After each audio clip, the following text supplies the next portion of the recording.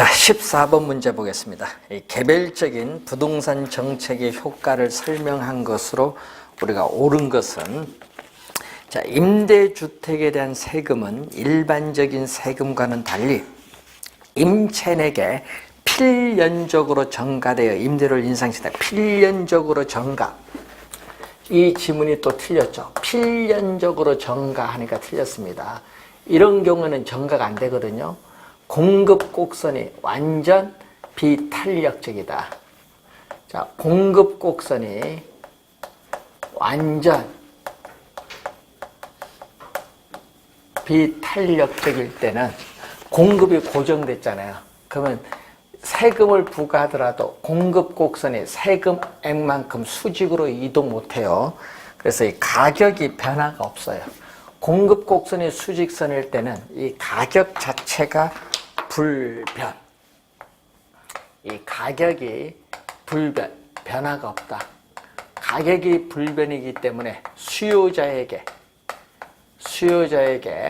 가격 인상을 통해서 조세를 우리는 전가시킬 수 없어요. 전가가 안 되니까 누가 다 내야 돼? 공급자가 전액 부담합니다. 자, 이 공급자가 조세를 전액 부담한다. 그래서 1번 틀렸고, 2번 아파트 분양가 상한제를 실시하면은 분양가와 시장 가격의 차액이 가수요자의 몫이, 투기적 수요자의 몫이 되지만 채권 입찰제를 병행 실시할 경우에도 가수요자, 실수요자가 아니고 또 가수요자의 몫이 돼요.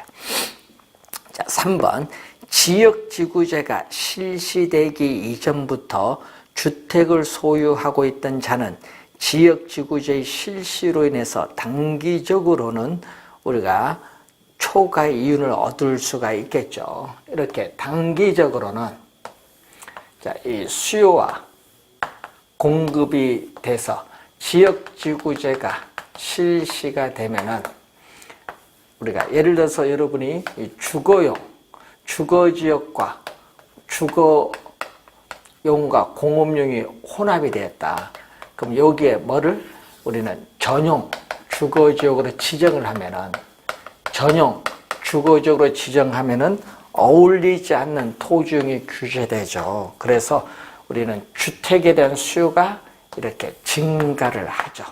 그러면 현재의 가격 P0에서 이 초과 수요로 인해서 수요자들의 경쟁에서 이렇게 가격은 P0에서 P1으로 상승합니다. 그래서 단기적으로는 이렇게 가격 상승에 따르는 초과 이윤을 얻을 수 있고, 장기적으로는 생산량의 증가도 비용이 변화가 없으면은 원래의 가격으로 하락을 할 때까지 공급이 이렇게 증가를 하게 돼요.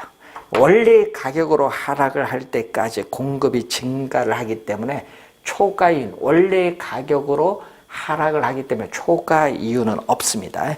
초과 이윤을 얻을 수 있다 하니까 틀렸죠. 초과 이윤을 얻을 수 없습니다. 3번도 틀린 질문. 4번 아파트 후 분양제를 도입을 하게 되면은 아파트의 품질을 높이죠. 예? 우선은 품질 안 좋으면 분양 안 받으니까. 그리고 부동산 투기의 가능성을 조기에 차단하는 효과를 기대할 수 있습니다. 4번 정답이 되겠죠. 자, 시장 임대료보다 저렴한 임대료로 공공임대주택을 공급을 하면은 장기적으로 민간 임대주택의 임대료가 하락해서 민간 임대주택 수요자가 혜택을 본다. 장기가 아니라 단기. 장기가 아니라 단기. 그래서 또 5번 어떻게 돼요? 틀린 질문. 4번이 정답이죠. 자, 이 얘기죠. 자, 여러분이 시장 임대료보다 공공 임대주택을 공급을 한다.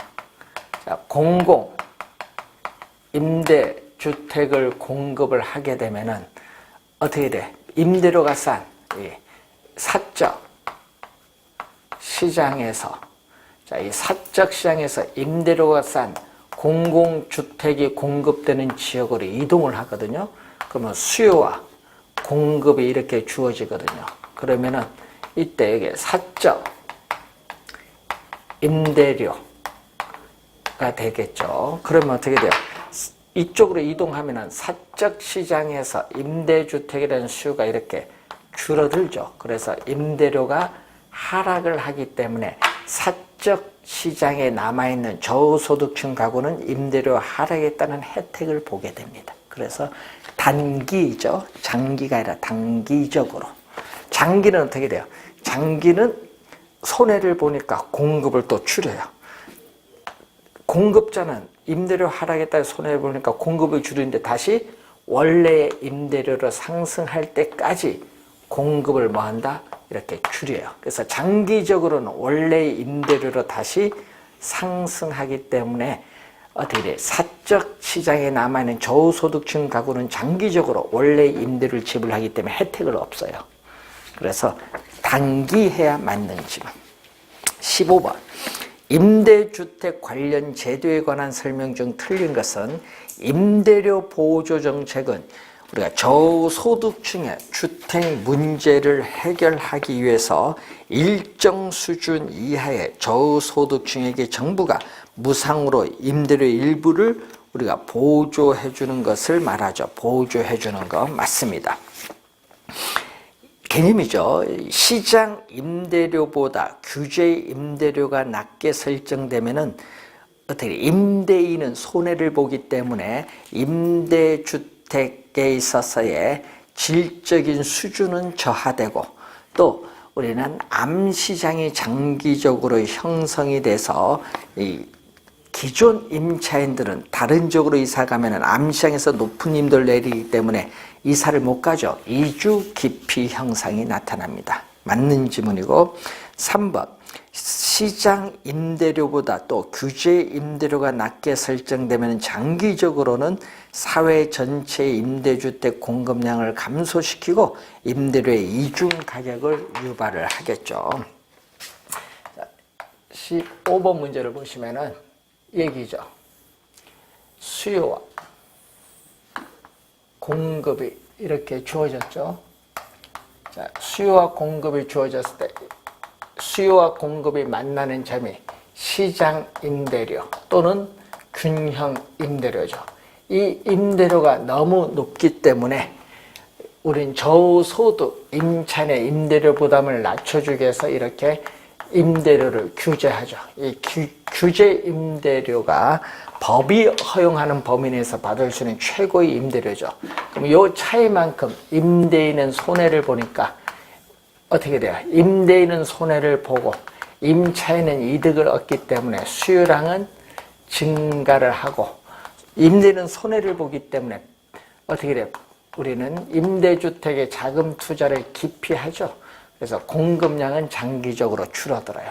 그래서 이 공급량 수준에서 사회적으로 필요한 양은 이만큼인데 문제는 이 크기만큼의 초과 수요로 인해서 우리는 암시장이 형성이 되죠.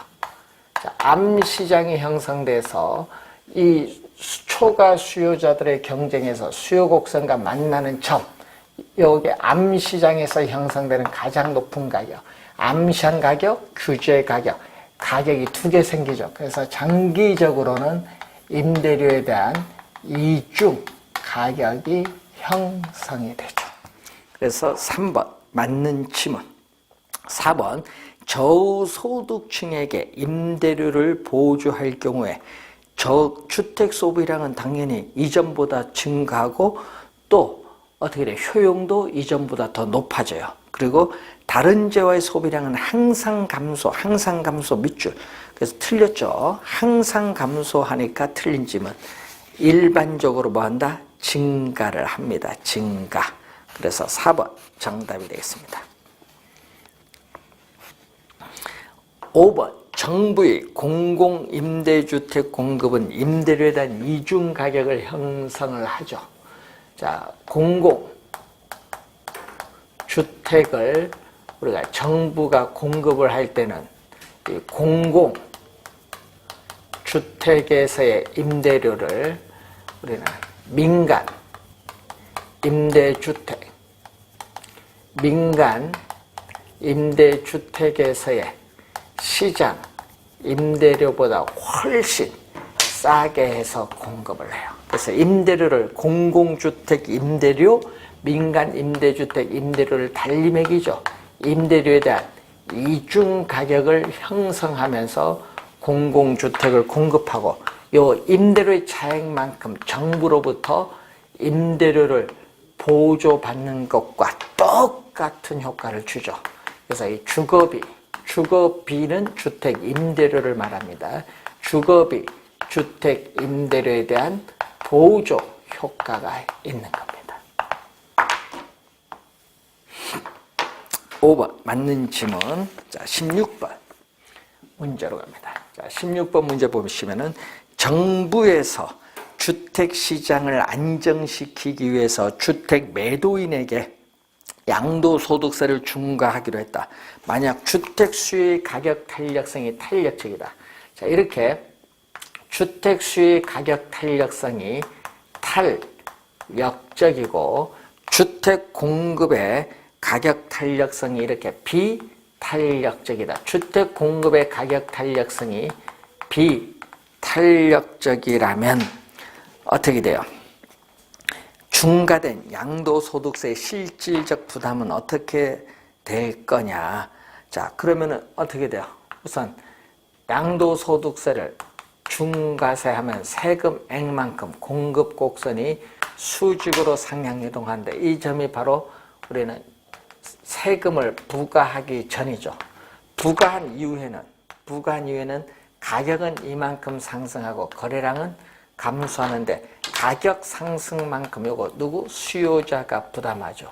이 수요자인 매수자가 부담하는 부분이 이렇게 나오고, 자, 이 부분은 누가? 우리는 공급자가 매도인 공급자가 부담하는 부분이 더 많죠.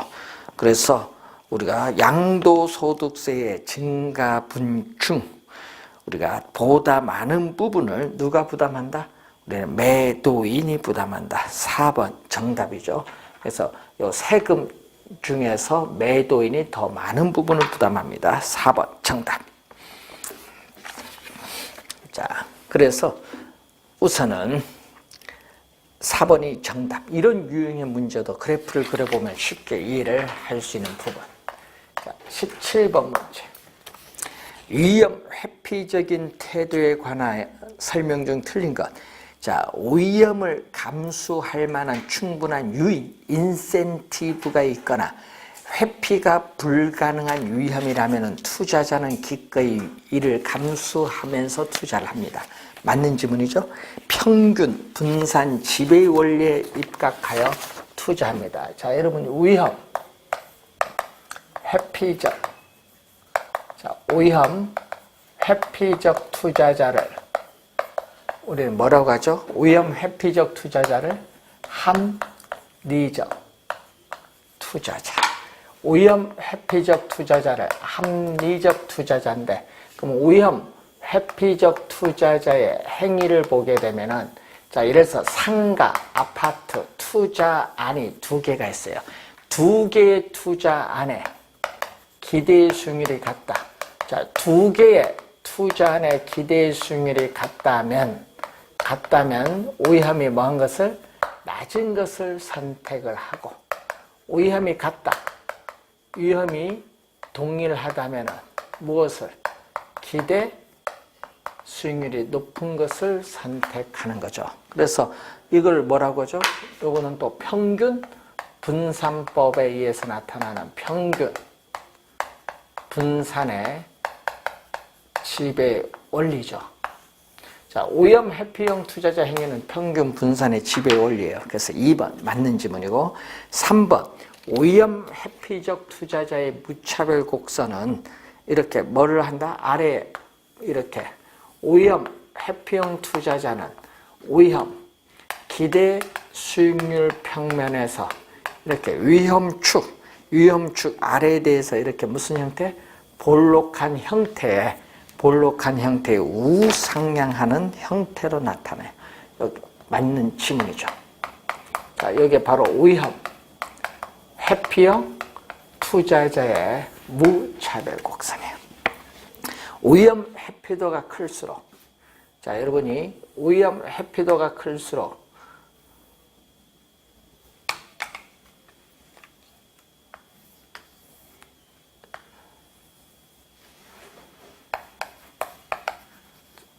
자, 이게 바로 뭐죠? 이게 투자자의 위험에 대한 회피도. 투자자의 위험에 대한 회피도인데, 위험 회피도가 이렇게 클수록 무차별 곡선의 기울기는 완만한 것이 아니라 급하다. 이것도 2년 전에 출제를 한번 했었죠. 완만한 것이 아니라 급하다. 자, 일반적으로 뭐 위험 회피적 투자자는 무슨 투자자? 합리적 투자자. 그래서 5번은 맞는 지문. 4번 정답이 되겠습니다. 자, 18번. 자, 부동산 투자자 A씨가 보유한 부동산 포트폴리오를 보면 다음과 같다. 이 포트폴리오의 기대 수익률은 얼마냐? 자, 포트폴리오. 자, 이 포트폴리오의 기대 수익률을 보면은 이 포트폴리오를 구성하는 개별 자산. 자, 우선 A 부동산의 기대 수익률 몇 프로? 10%. A 부동산의 기대 수익률 10%. 또 B 부동산의 기대 수익률 12%. 또 C 부동산의 기대 수익률 14%. 이렇게 포트폴리오를 구성하는 개별 자산의 기대 수익률을 가중치인 뭘로? 상대적 투자 비중. 이 가중치인 상대적 투자 비중을 곱해서 더해주면 돼요. 그럼 상대적 투자 비중이 총 100% 중 몇 프로? 총 100% 중 A 부동산은 몇 프로? 20%. 그리고 B 부동산은 총 100% 중 30%니까 0.3. 그리고 총 100% 중 C 부동산 50%니까 0.5. 이게 바로 뭐가 돼? 상대적 투자 비중이 되겠지. 자, 그러면 얼마죠? 이거 2%가 되겠죠? 2% 더해주고, 이거는 3.우리가 6%가 되겠고, 여기는 얼마죠? 반이니까 7%. 그러니까 정답은 12점 몇 프로가 된다? 12.6%가 정답. 19번 문제로 갑니다. 어떤 부동산에서 매년 순수익이 1천만 원 발생하고 20년의 내용인수 수명을 가지고 있다면 이 부동산은 현재 얼마가 되는가? 라는 과제를 안고 있는 A씨에 대한 설명으로 드린 것은 단 이자는 연 10%로 복리 계산하고 요 수식은 뭐다? 8점 뭐 이렇게 나오고 있다. 이런 얘기인데, 자, 그러면은 요 수식이 이제 우리가 뭐냐 이걸 보는 건데, 자, 한번 볼까요? 현재 주어졌고 1년, 2년 이런 식으로 가서 몇 년? 수명 20년. 얼마? 1,000만 원. 매년 1,000만 원의 순수익이 발생하고 있다. 자, 그러면은 얼마? 현재 얼마가 되느냐? 이 부동산은 현재 얼마가 돼요? 이걸 할인을 해야겠죠. 매년 1,000만 원의 수익을 현재 일시불로 환원한 금액이죠. 그러면 얼마 나오죠? 1,000만 원. 1 플러스 이자율 10%죠. 1석. 자, 2년 차에 1,000만 원. 1 플러스 0.1의 제곱. 이렇게 내려오면은 20년 차에 1,000만 원은 1 플러스 0.1의 몇 년 기간? 20년. 24. 요걸 다 더해준 게 바로 우리는 부동산 가치. 부동산 가치. 자, 부동산 가치는 1,000만 원. 1,000만 원 곱하기 얼마 나오죠? 1,000만 원 곱하기 1 플러스 0.1의 1석. 1 플러스 0.1의 제곱분의 1. 1 플러스 0.1의 우리가 20승분의 1. 이때 이게 바로 뭐죠? 자, 매년 동일한 금액의 1,000만 원을 현재 일시불로 환원한 금액을 구해주는 개수. 이게 바로 뭐다? 연금의 현가계수. 연금의 현가계수 10%, 20년의 연금의 현가계수인데, 자, 연금의 현가계수가 얼마냐? 1000만 원 곱하기 얼마 나온다? 여러분 그 수식의 역수, 지금 여러분 그 수식은 저당상수거든요. 자, 여러분 그 교재에 나오는 수식은 저당상수야. 저당상수가 주어졌거든요. 그럼 저당상수의 역수가 바로 연금의 뭐? 현가계수. 그 8.51356이 나오죠. 그럼 곱해주니까 얼마? 8,513.56만 원이 나오죠. 그럼 반올림하니까 약 8,514만 원. 네, 여기서 반올림하니까 약 8,514만 원. 1번 얼마 맞는 지문이죠. 자, 이런 형태로 이제 구한 거예요. 2번 요 수식은 뭐죠? 그럼 요 수식은 뭐라고 한다? 요 수식은 그 위에 있는 요 수식은 뭐라고 한다? 연금의 현가계수 역수. 뭐다? 저당상수죠. 연금의 현가계수 역수 저당상수 맞습니다. 또 요 수식은 수익성 부동산 중에서 슈퍼마켓, 공장 등에서 우리는 이 수식의 계수가 적용돼서 우리가 가격을 구할 수 있다. 자, 연금법이거든요. 연금법. 그래서 연금법. 자, 여러분이 수익 환원 방법, 수익 환원법에 있어서 수익 환원 방법에 뭐 직접법, 직선법, 연금법, 상환기금법인데 연금법에 적용하는 것은 뭐다? 우리 공장, 슈퍼, 마켓 등에 뭐에 적용한다?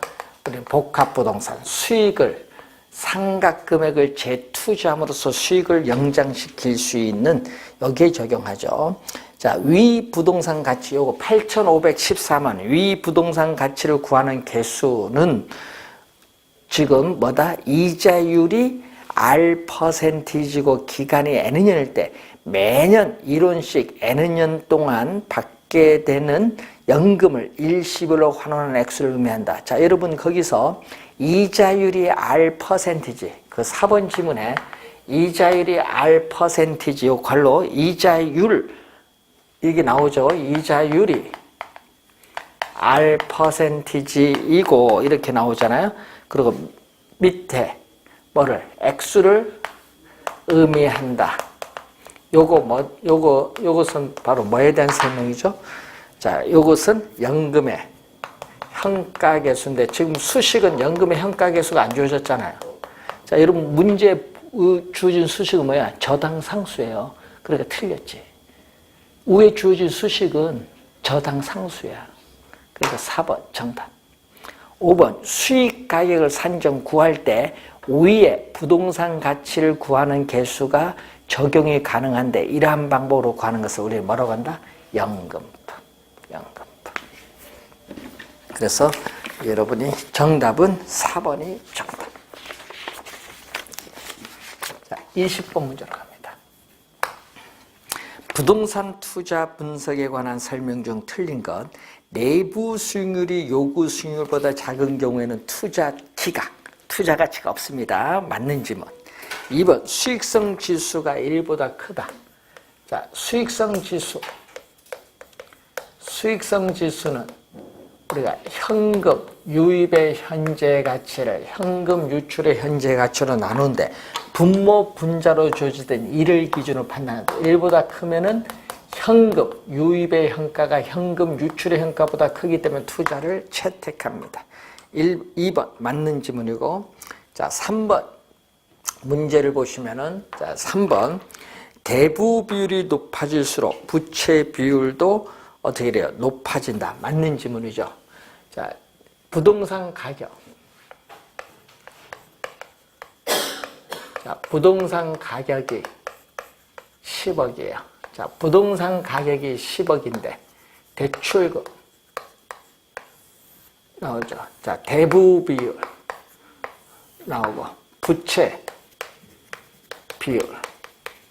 자, 부채 비율은 뭐죠? 부채 비율은 자기 자본에 대한 타인 자본의 비율이고 대부 비율은 부동산 가격에 대한 대출금이 차지하는 비율. 지금 부동산 가격 10억이라고 봤는데 만약에 대출금이 2억이면 얼마죠? 대출금이 2억이면 10억에 2억이면 여기 20%고 타인 자본 얼마?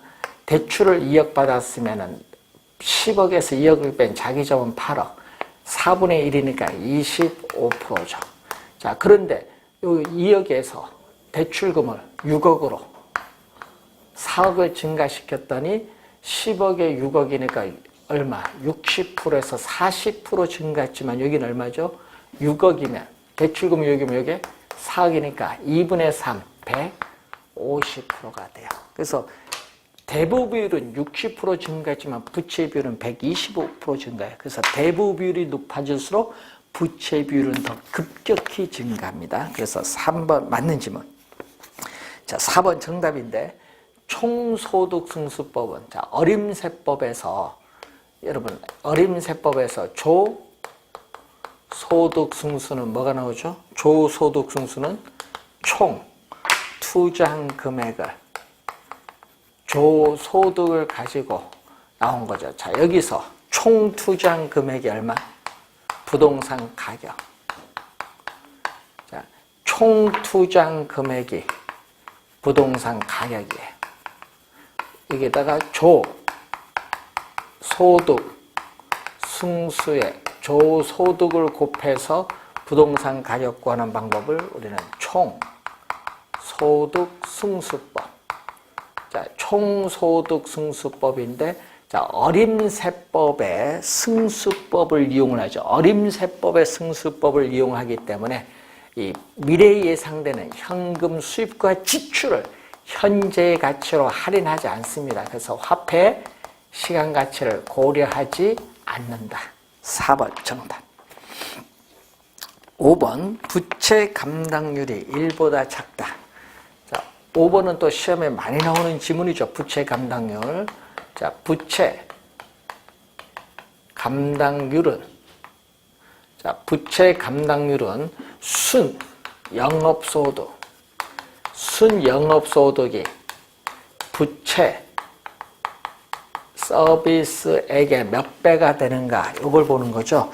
자, 이 값이 1보다 작다는 것은 순 영업소득이 매 기간 부채 서비스액, 원리금 상환액을 감당하기에도 부족하다는 걸 의미한다. 맞는 지문이죠. 자, 4번이 정답입니다. 자, 21번 문제로 갑니다. 자, 홍길동은 주택 마련을 위해서 대출을 받을 경우에 현재의 월 소득 200만 원 중 70만 원을 월 부급, 매월 원리금 상환액으로 상환할 수 있다고 본다. 홍길동이 대출받을 수 있는 최고 한도액을 계산하는 공식은 단 상환 조건은 원리금 균등 분할 상환 조건이다. 자, 원리금 균등 분할 상환 조건에서 자, 여러분 원리금 균등 분할 상환 조건에서 우리가 원리금 상환액 자, 매월 갚아나가는 원리금 상환액은 얼마? 지금 매월 갚아나가는 원리금 상환액은 70만 원. 70만 원은 뭐에? 대출금에 뭐를 곱해준 거? 저당 상수를 곱해준 거. 저당 상수를 곱해줬는데 그럼 지금 구하고자 하는 건 요거 구하는 거. 대출 가능한 최고 금액이 얼마냐? 대출금은 70만 원. 원리금 상환액에 양배를 뭘로 나눠줬죠? 저당 상수로 양배를 나눠줬는데 이때 요것은 저당 상수는 여기에 뭐가 된다? 우리는 저당 상수의 역수가 바로 뭐가 돼? 우리는 저당 상수의 역수가 연금의 현가 개수죠. 그래서 연금의 현가 개수가 됩니다. 자, 70만 원의 연금의 현가 개수를 곱해주면 되겠죠. 얼마? 정답 1번이 정답. 1번이 정답이죠. 22번 문제로 갑니다. 주택담보대출에 관한 설명 중 틀린 것은 단 다른 변수는 동일하다고 가정한다. CD 영동주택담보대출의 차입자는 한국주택금융공사의 모기지로는요 고정금리고 CD 영동주택담보대출은 변동금리입니다. 모기지론 고정금리 차입자에 비해서 금리 변동 위험이 높죠. 왜? 차입자가 금리 변동에 따른 위험을 부담하기 때문에 그렇습니다. 맞는 질문. 2번 연간 이자율이 같은 1년 만기 대출인 경우에 대출자는 기간 중 4번 나누어 받는 것이 기말 1번 이자를 받는 것보다 유리하다. 왜냐? 금리 변동 위험을 차입자에게 전가시킬 수 있기 때문에 그렇습니다. 2번도 맞고 3번 변동금리의 조정 주기가 짧을수록 차입자의 위험 부담이 크죠. 3번이 요 얘기죠. 3번 지문 보면은 이자율 조정 주기 변동금리 대출에 있어서 이자율 조정 주기가 짧을수록 차입자와 대출자의 금융기관을 보게 되면은 인플레이션, 물가가 지속적으로 상승하는 인플레이션이 발생을 하면은 화폐 가치가 하락을 하잖아요. 그럼 대출자는 화폐 가치 하락하면 손해를 보니까 대출 금리 인상을 해야 돼. 그래서 대출 금리를 인상을 해야겠죠. 그래서 이 금리 변동에 따른 위험, 인플레이션이 발생했을 때 금리 변동에 따른 위험을 누가? 대출자는 차입자에게 대출 금리 인상을 통해서 전가를 시켜요. 그래서 차입자는 뭐다? 불리하고 대출자는 뭐다? 유리하다. 차입자 위험 부담이 커요. 맞는 질문. 4번째, 대출이 이루어지는 과정에서 설정 비용 등 대출 수수료의 부과나 우리는 조기 중도 상환이 이루어지면은 실제 이자율과 계약상의 이자율은 차이가 나타날 수 있다. 자, 여러분이 우리 이런 게 있거든요. 이 계약상의 실제 융자액과 이 계약상의 융자액이 다르죠. 여러분 그 금융기관과 여러분 사인했어. 얼마? 1억 사인했는데 수수료 이런 걸 빼서 예를 들어서 9,900만 원 받아서 수수료를 빼서 1억은 사인했지만 이렇게 크거든요. 근데 갚을 때는 9,900만 원 갚는 게 아니라 1억 갚아야 돼. 예? 그러니까 우리는 실제 이자율은 계약상의 대출 이자율보다 더 높아요. 그러니까 차이가 있어요. 그래서 4번 맞는 질문. 5번 모든 대출 조건이 같고 단지 금리 변동 여부의 조건만 다른 경우 CD 영동주택담보대출의 대출금리가 한국주택금융공사의 모기존 대출금리보다 항상 높은 편 밑줄. 일반적으로 뭐다? 낮은 편. 대출 시점에서의 초기 이자율을 보면은 뭐가? 고정 금리 대출이 변동 금리 대출보다 크죠. 왜냐? 변동 금리 대출에는 차입자가 금리 변동 위험을 부담하기 때문에 이런 형상이 나타나죠. 그래서 항상 높은 편 하면 안 돼요. 일반적으로 낮은 편. 5번 정답.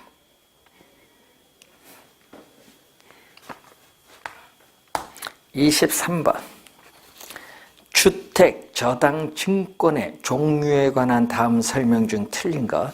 MBS 매수자는 투자자입니다. 여러분 주택 저당 증권 매수자는 투자자.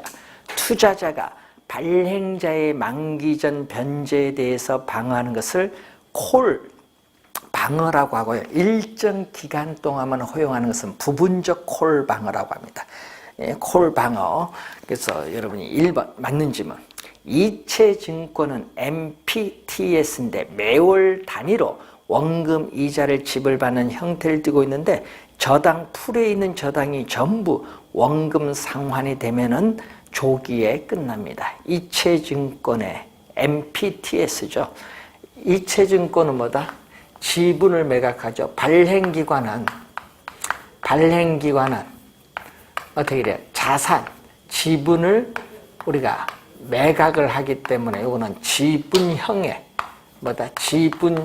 지분, 자산을 매각하기 때문에 지분형의 성격을 가진 MBS. 이 지분형의 성격을 가지고 있다. 그래서 이 차입자는 대출을 받으면 매월 원리금을 상환을 하죠. 그럼 발행기관은 자산, 지분을 매각을 했기 때문에 지분이 다 누구에게? 투자자에게 이전이 돼요. 그럼 투자자가 이전되는데 이때 시장 이자율이 지속적으로 하락을 해서 고정금리 대출 이자율보다 낮게 되면은 만기가 되기 전에 조기 상환하면은 발행기관도 투자자에게 조기 상환을 합니다. 그래서 시장 금리 변동에 따른 위험도 투자자가 부담하고 조기 상환 위험도 투자자가 부담해요. 그래서 관련 위험도 투자자에게 이전되죠. 그래서 지분을 매각했거든요. 지분을 매각하기 때문에 주택 저당, 채권, 집합물의 소유권, 원리금 수취권이 전부 지분이 투자자에게 이전되는데 항상 주의할 것은 원리금 수취권과 요것은 같이 다니는 짝꿍입니다. 자, 2번 맞고 3번 다계층 저당 채권은 이체증권과 우리는 MBB, 채권은 주택저당채권 집합물을 담보로 해서 발행기관의 신용을 가지고 채권을 발행하기 때문에 MBB의 성격도 가지고 있고, 그리고 이체증권, 원리금은 발행기관이 받으면 바로 즉시 투자자에게 이체시켜주는 이체증권 성격 다 가지고 있습니다. 4번 저당채권은 이체증권보다 수명이 뭐하다? 길다. 자, 여러분이 차입자는 또 매월 원금 이자를 우선 갚아줘. 대출금에 대해서 매월 원리금을 상환을 하는데, 이번은 발행기관은 채권을 발행했어요. 주택저당채권, 담보부채권, MBB를 발행해서 투자자에게 매각하는데, 이것은 기업이 회사채를 발행했을 경우에 아주 유사하기 때문에 이건 채권형의 성격을 가진 MBS죠. 자, 그런데 뭐를 담보로 한다? 이걸 담보로 하거든요. 주택, 저당채권, 집합물, 이걸 담보로 해요. 이걸 담보로 해서 발행기관의 신용을 가지고 채권을 발행하기 때문에 소유권은 여기에 보유하고, 또 원리금도 받을 수 있는 권리도 우리는 발행기관이 가지고 있어요. 그럼 차입자가 조기 상환하면 발행기관도 조기 상환 못해. 투자자는 발행기관의 조기 상환에 대해서 조기 상환을 하지 못하도록 막을 수 있는 콜 방어를 할 수 있어요. 그렇기 때문에 수명은 어디가 길어요? 여기는 조기 상환하면 바로 조기 상환하니까 수명은 여기에 길죠. MBB가 길어요. 저당 채권은 이체증권보다 수명이 길어요. 길고 수익률은 일반적으로 낮죠. 왜냐? 위험. 시장 금리 변동에 따른 위험. 차입자가 조기 상환하면은 또 조기 상환에 따른 위험. 또 차입자가 원금 이자를 어떻게 돼요? 못 갚으면은 채무, 불이행에 따른 위험은 전부 발행기관이 부담해요. 이건 같이 다니는 짝꿍이고, 모든 위험이 발행기관이 부담하고 투자자는 위험 부담이 없거든요. 투자자는 위험 부담이 없기 때문에 수익률은 가장 낮아요. 수익률은 가장 낮다. 그러니까 수명은 길고 수익률은 일반적으로 낮다 해야 맞는 지문이죠. 4번 정답. 다계층 저당 채권은 트렌치별로 이자율과 채권의 존속 시기를 다르게 밑줄 나누어진 그룹의 순서에 따라 원금 지불이 영속적으로 이루어지는 형태로 발행하는 채권이죠. 그래서 다계층 저당 채권의 얘기죠. 이 저당 채권의 총 발행액. 자, 저당 채권의 총 발행액을 이렇게 몇 개의 이렇게 그룹으로 나눠요. 우리가 1년, 만기, 채권의 종속 시기 만기 1년, 2년, 3년, 5년, 7년, 10년, 15년, 20년 이렇게 나누는데 나눠진 이 그룹을 우리는 트렌치라고 해요. 트렌치.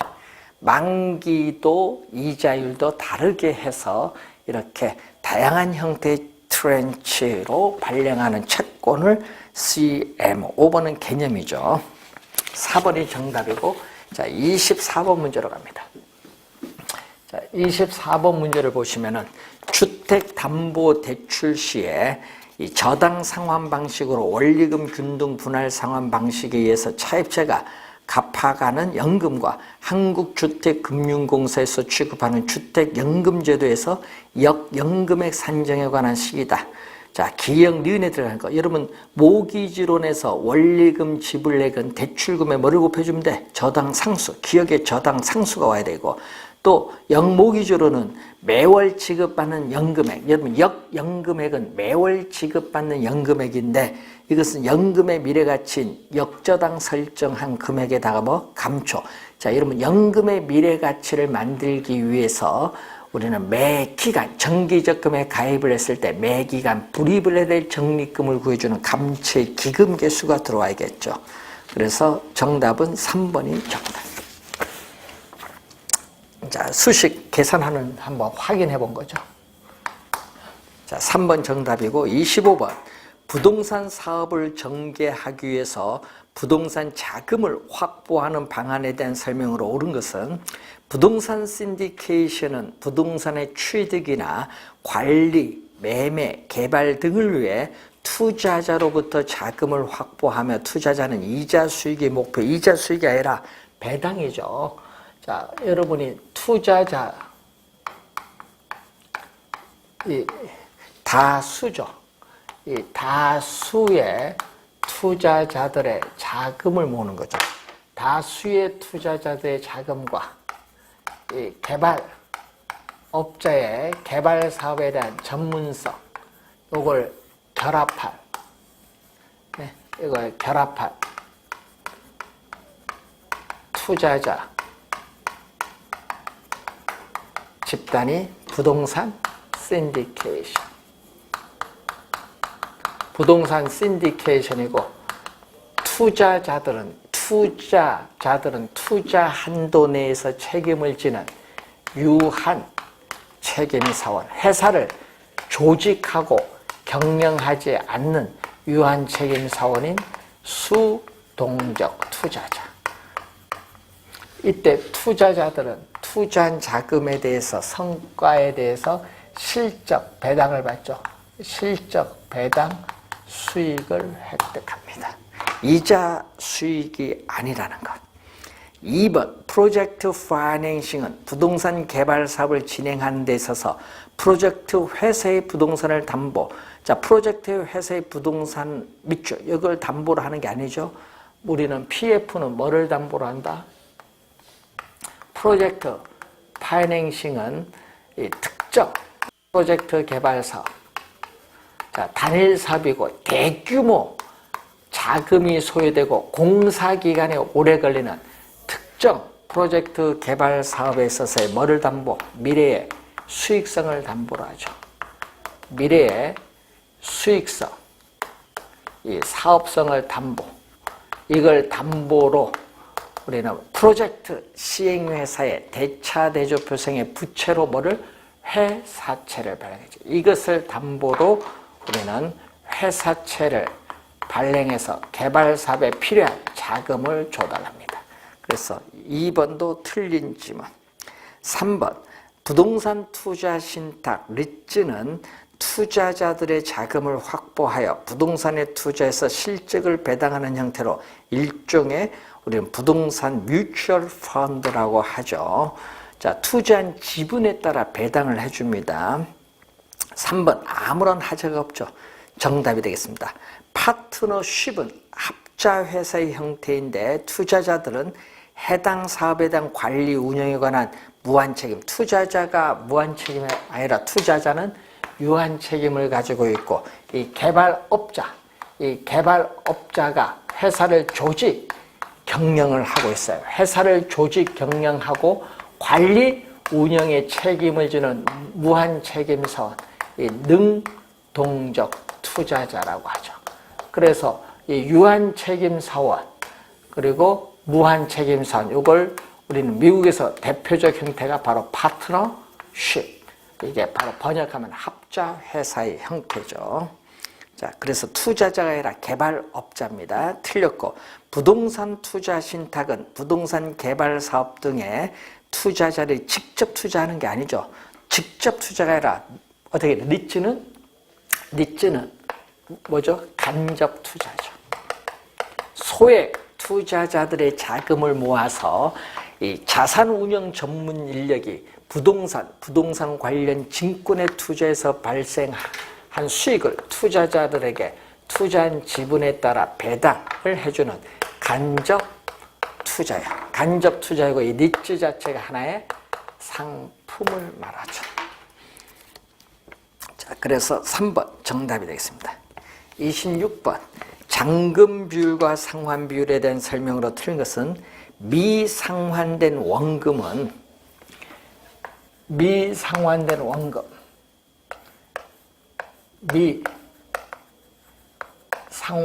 원금 융자잔고죠. 융자잔고는 우리가 매 기간 갚아나가는 원리금 상환액에 뭐를 곱해주냐? 연금의 현가계수를 곱해줘요. 원리금 상환액에 연금의 현가계수를 곱해주는데 문제는 R%고 중요한 여기인데 중도 상환 시점에서 만기까지 남아있는 기간, 중요한 이 잔여 기간 동안에 연금의 현가계수를 곱하면 구할 수 있어요. 1번 맞고 2번 저당 대부액 대출금 중 원금 상환분은 기간 말에 자기 자본이 증가하는 지분 형성분이 됩니다. 상환 비율 및 잔금 비율을 결정하는 요인으로서는 이자율, 만기 남은 저당기간, 저당 대부의 크기는 관계없어요. 3번 정답이죠. 자, 잔금 비율은 대출금 중에서 미 상환된 원금이 차지하는 비율인데, 자, 미상환된 원금은 바로 1번 수식이 나오죠. 원리금 상환액에 뭐를 곱해주죠? 연금의 현가계수. 자, 연금의 현가계수 R 프로 잔여 기간이고, 요거 대출금은, 자, 여러분 아까 21번 문제 풀 때 대출금은 원리금, 아까 21번 문제 풀 때 대출금은 원리금 상환액에 뭐를 연금의 현가 개수를 곱해주는데 여기 R 프로 만기야, 만기. 전체 상환기간 만기. 그래서 이자율, 요거 두 개는 약분되니까 필요 없고, 결국 요거죠. 요거니까 이자율, 잔여기간, 전체 상환기간, 만기 함수지 저당 대부액, 대출금의 크기와는 아무런 관계없어요. 3번 정답. 4번 상환 비율과 잔금 비율은 1이거든요.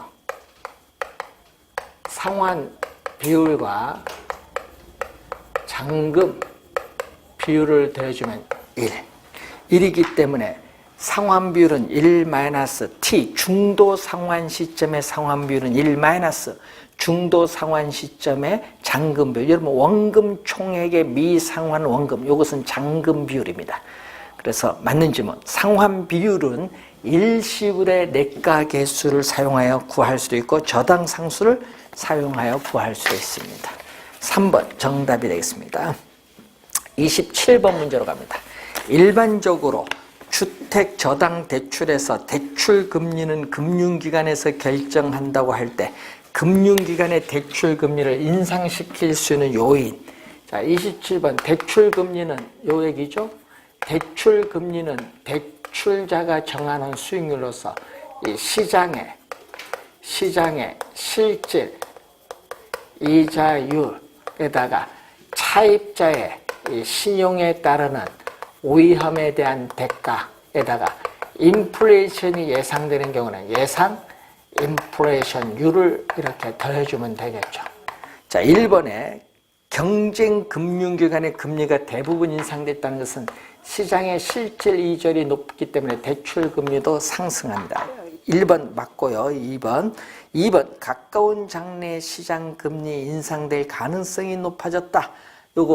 요거죠. 시장 실질 이자율이 높아지면 대출 금리 인상됩니다.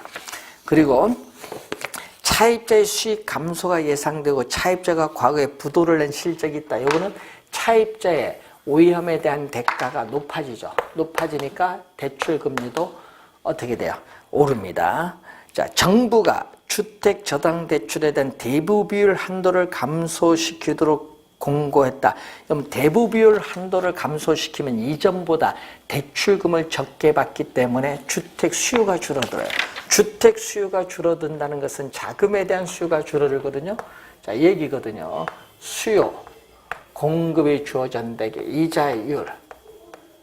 자, 이자율인데 자금에 대한 수요가 줄어들면 어떻게 돼요?